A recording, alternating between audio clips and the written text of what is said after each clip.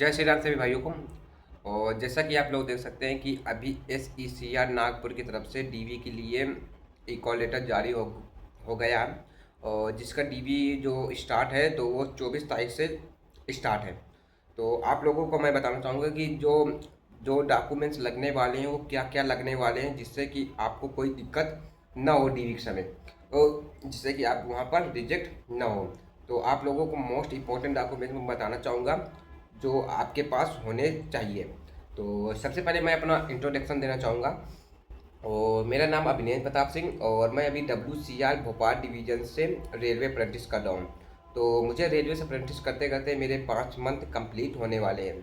तो यही सारी एक्सपीरियंस के साथ मैं बताऊँगा कि मेरे आखिरकार जो डॉक्यू वेरिफिकेशन हुआ था तो मेरे क्या क्या डॉक्यूमेंट्स लगेंगे वो भी आपके लगेंगे। तो आप लोग वीडियो को शुरू से लेके अंत तक देखिएगा। और अगर जो भाई लोग मेरी वीडियो को पहली बार देख रहे हैं और जो चैनल में हैं तो प्लीज़ लाइक एक सब्सक्राइब जरूर करिएगा, जिससे कि आप लोगों को आपको रेलवे से अप्रेंटिस की जानकारी आपको मिलती रहे, जो भी भाई लोग रेलवे से अप्रेंटिस करना चाहते हैं।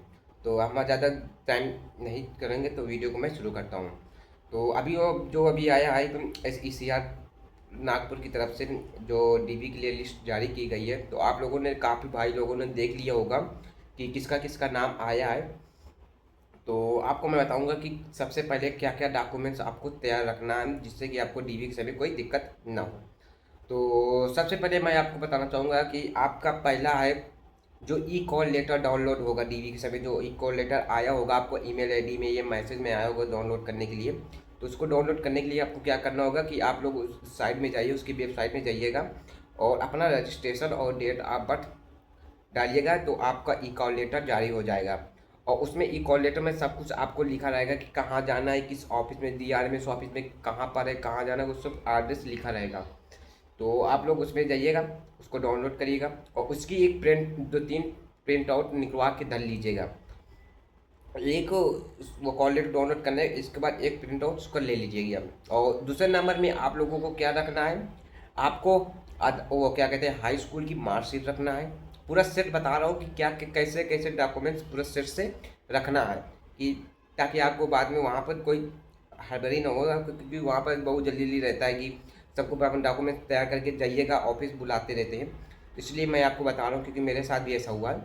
तो मैं बता रहा हूँ कि सबसे पहले आपको वो जो ई कॉल लेटर आएगा उसको पहले रखिएगा, सबसे पहले उसको रखिएगा।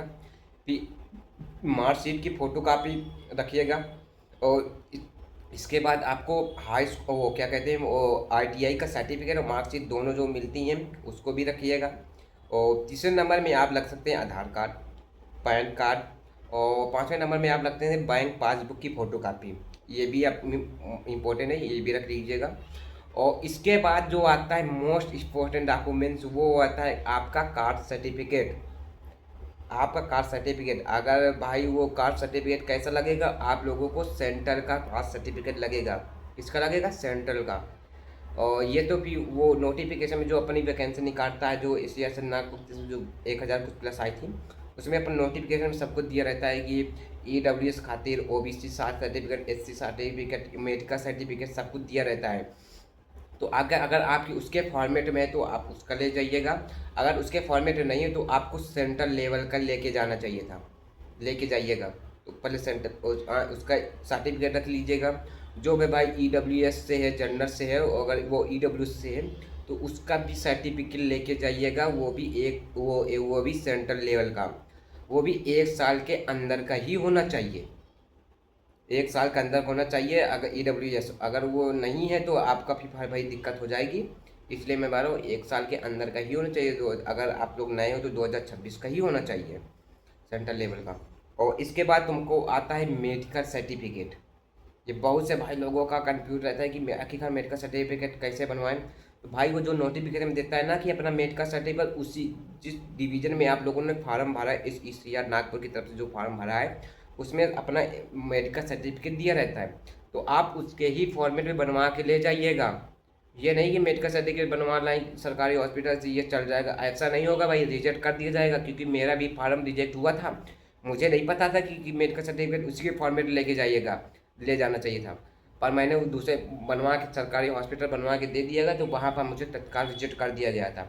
और उसने बोला था कि भाई ये मेडिकल सर्टिफिकेट आपका नहीं चलेगा और तुमको उसके ही फॉर्मेट में बनवा के लेके आना है। तो मैंने उसी के फॉर्मेट में बनवा के लेके गए थे ज्वाइनिंग के समय, तब मेरा कहीं फाइनल सिलेक्शन हुआ था। अगर भाई लोग आप लोगों का अभी नहीं बना है तो आप लोग जाकर उसके ही फॉर्मेट में बनवा लीजिएगा।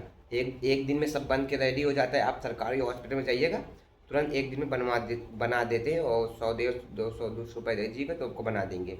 मेडिकल सर्टिफिकेट बनवा लीजिएगा। यही सब डॉक्यूमेंट्स हैं भाई मेन इंपॉर्टेंट। और हाँ, और इसके बाद क्या लगेगा, आपकी 6 फोटो, वैसे तो 3 4 फोटो लगती हैं, तो आप एक्स्ट्रा एक दो तीन एक्स्ट्रा लेके जाइएगा फोटो कापी। और ये फोटो 4 5 फोटो आप लेके जाइएगा। और NAPS पोर्टल पर 100% प्रोफाइल कंप्लीट होनी चाहिए। ये भी एक मोस्ट इम्पोर्टेंट डॉक्यूमेंट्स है। अगर जिन भाइयों ने अभी तक रजिस्ट्रेशन नहीं किया है तो भाई वो तत्काल कर लें और अपना सब डॉक्यूमेंट्स अपलोड कर लीजिए। उसमें क्या क्या अपलोड होता है, Aadhaar card, PAN card, high school की मार्कशीट और ITI का सर्टिफिकेट, और दोनों जो फर्स्ट ईयर सेकेंड सर्टिफिकेट और मार्कशीट दोनों है ना, वो एक साथ कन्वर्स में मिलाकर अपलोड कर दीजिएगा। और सिग्नेचर, मतलब कि तुम्हारे डॉक्यूमेंट 100% कंप्लीट होनी चाहिए।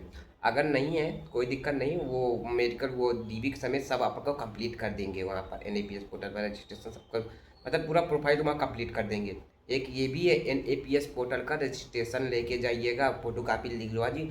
मैंने जितने भी डॉक्यूमेंट सब बताए उसके 2 3 सेट बनवा के रख लीजिएगा पहले से, कि आगे कोई हड़बड़ी ना मचे कि भाई ये हमारा डॉक्यूमेंट्स रह गया, वो डॉक्यूमेंट्स रह गया। भाई ये सब कुछ नहीं चलेगा वहाँ पर। आप पहले से एक मारे में आप लोगों को 4 5 दिन के लिए समय है। अगर मेडिकल सर्टिफिकेट नहीं बना है तो आप लोग बनवा के रख लीजिएगा। और मैं फिर से एक बार बता दे रहा हूँ कि क्या क्या डॉक्यूमेंट्स लगेगा। आपको जो कॉल लेटर आया होगा DV के समय उसका सर्टिफिकेट ले लेना, आधार कार्ड, पैन कार्ड और हाई स्कूल वो क्या कहते हैं कि बैंक पासबुक की फ़ोटो कापी, और NAPS पोर्टल पर 100% प्रोफाइल कंप्लीट की फ़ोटो कापी, और क्या कहते हैं कि मेडिकल सर्टिफिकेट, और जिस आप कैटेगरी से आते हैं OBC SC ST EWS वो उसका भी सर्टिफिकेट लेके जाइएगा। ये जो medical certificate OBC certificate SC certificate वो भी सेंट्रल लेवल का लेके जाइएगा। तो यही सब मैं जानकारी देना चाहूँगा। और बैंक पासबुक की फ़ोटो कापी, इनकी एक दो तीन सेट बनवा के रख लीजिएगा कि आपको कुछ ज़्यादा दिक्कत नहीं होगी। बाई चांस आपको कुछ आधार कार्ड में कोई दिक्कत हो, मार्कशीट में कोई दिक्कत हो, तो आपको वो समय देते हैं। ये आपको बता देंगे कि इसका हलफनामा बनवा के लाइएगा कि मेरे आधार कार्ड में पिताजी का नाम गलत है या मेरा अपना नाम कुछ कुछ कुछ भी गलत हो, तो आप उसका हलफनामा बनवा के दे दीजिएगा। तो आपको ज्वाइनिंग के समय मांगेंगे कि आपको इतना समय दिया जा रहा है, तो आप ज्वाइनिंग के समय ये सब डॉक्यूमेंट्स भी लेके आइएगा। और मैं जितने भी डॉक्यूमेंट्स बताया हूँ उसके सभी ओरिजिनल फ़ोटो कापी और ओरिजिनल डॉक्यूमेंट्स लेके जाइएगा, क्योंकि वहाँ पर ओरिजिनल डॉक्यूमेंट चेक होते हैं। आपकी फ़ोटो कापी क्या करेंगे, वो देख लेंगे और रख लेंगे, अपने पास जमा कर लेंगे। तो आप लोग तुम्हारे ज़्यादा करके ओरिजिनल डॉक्यूमेंट देखेंगे। तो ओरिजिनल डॉक्यूमेंट्स आप भाई सब कुछ डॉक्यूमेंट्स लेके जाइएगा। आप भी वीडियो देखते हो, मेरी भी देखते हो और किसी और फिर भाई लोगों को देखते हो, तो आपको एक अंदाज़ा होना चाहिए कि कौन कौन से डॉक्यूमेंट्स लगते हैं। और ज़्यादा कोई आप लोगों को दिक्कत नहीं होगी। यही है सबसे ज़्यादा मोस्ट इंपॉर्टेंट है, आपका कास्ट सर्टिफिकेट जो OBC SC वालों, और EWS अगर लगाए हो, जिन भाइयों ने लगाया है वो, और इसके बाद मेडिकल सर्टिफिकेट। और बाकी आधार कार्ड पैन कार्ड ये तो सबको आम बात है, सबके पास है, तो आप लोग ये सब लेके जाइएगा। आखिरकार जो आपको DV से में कोई दिक्कत ना हो, क्योंकि भाई मैंने भी DV कराया हूँ। WCR भोपाल डिवीज़न में मैं भी DRMA शॉपिंग में गया था कि क्या क्या मेरे डॉक्यूमेंट्स लगे थे, तो भाई मेरी भी गलतियाँ थी। तो इसलिए मैं बता रहा हूँ कि भाई आप ये सब डॉक्यूमेंट्स तैयार करके रखिए, जो भी मैं डॉक्यूमेंट्स बताया हूँ। और जो भाई लोगों के आप वीडियो देखते हो, आपको जो कोई भाई कुछ सलाह देते हैं, तो आप उनकी भी बात मान लीजिएगा कि आखिरकार ये डॉक्यूमेंट्स लगेंगे। तो आज मैं यही जानकारी देना चाहूँगा। और आपको अगर वीडियो पसंद हो तो एक लाइक एक सब्सक्राइब जरूर करिएगा। और आपको जैसे भी मैं रेलवे के अप्रेंटिस कोई भी वैकेंसी आती है तो मैं इंस्टाग्राम में वीडियो अपलोड कर देता हूँ कि अभी इसकी वैकेंसी आई। तो आप लोग मेरे लिंक उसमें बायो में है, तो आप लोग जाकर इंस्टाग्राम ID को फॉलो कर सकते हैं। अगर आपको कुछ भी डाउट हो तो आप कमेंट भी पूछ सकते हैं, या तो इंस्टाग्राम पर स्पेशल मैसेज कर सकते हैं। बहुत से भाई लोगों को मैं रिप्लाई देता हूँ, और काफ़ी लोगों से मैं तो video call call audio call पर भी बात करता हूँ। पूरी बात डिटेल से बताता हूँ कि क्या कि आखिरकार डॉक्यूमेंट्स लगने वाले।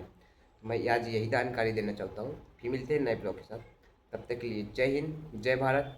अगर कुछ भी डाउट हो तो आप कमेंट पूछ सकते हैं, और भाई ये भी कमेंट बता दीजिए किस किस भाइयों का सिलेक्शन हुआ है, उसको बहुत बहुत बहुत बधाई हो। आप लोग बस अपने डॉक्यूमेंट्स को तैयार रखिएगा जिससे कि आगे कोई दिक्कत ना हो। और जल्दी इसकी ज्वाइनिंग लेटर भी आ जाएगी, कम से कम 1.5 से 2 महीने आपको समय लगेगा। तो आज नहीं कर, जय हिंद।